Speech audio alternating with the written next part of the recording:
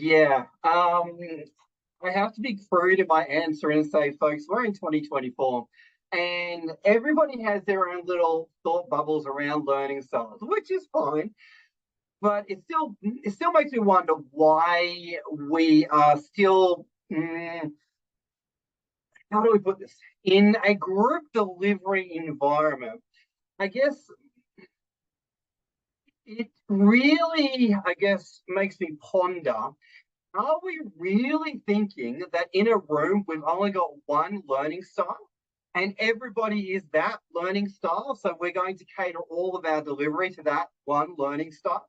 Or if we're dealing one on one with individuals, we're just going to go to their predominant learning style. You see, for me, what I've discovered, the NLP stuff, the, VART questionnaire and all of that, we need to appreciate that fundamentally, learning styles exist and everybody has their own learning style. But everybody has a mix of the VAK, the KAV, and the, maybe there's more auditory, more kinesthetic, more.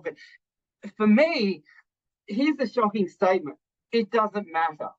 It doesn't matter. What I mean by that is all of your delivery that you do should be touching on all three of those anyway. And I'll just share an experience I had maybe about 5 years ago now. I actually went over to the USA for a seminar, and it was with someone I very much respected. He was a millionaire, and he was doing some amazing things. Now, this gentleman said, I will be coming to this seminar. I was traveling from Australia over to America. It was for a 2-day seminar. So saved up my money, 2 days over to America and then coming straight back. So I have some high expectations. Now, myself personally, I'm much more of a kinesthetic, auditory learner, and last of all, visual. Now, I got over to the event and I sat there, and what did this gentleman do? For 2 days, all he did was he showed PowerPoints and spoke at us. Now, I came out of that event and I called him up and I said, excuse me, I would like a refund. Now, I'd like a refund, and the reason I said that was because I walked away and I thought, I haven't learned anything at all. I haven't learned anything. And he's like, well, what do you mean? I was like, well, you said we were going to do role plays, but we never did role plays. You said we were actually going to engage in the information, but we never actively used the information. And I'm more of an experiential learner. And he's like, oh, okay, but I thought everybody. And then the whole conversation went a little bit interesting. And really, from that moment onwards, and talking to so many different people and running the TA over so many years now, I've also had experiences where I've been more kinesthetically leaning and more auditory leaning, and then visual people have said, oh, could you give us something to read, or could you write that up?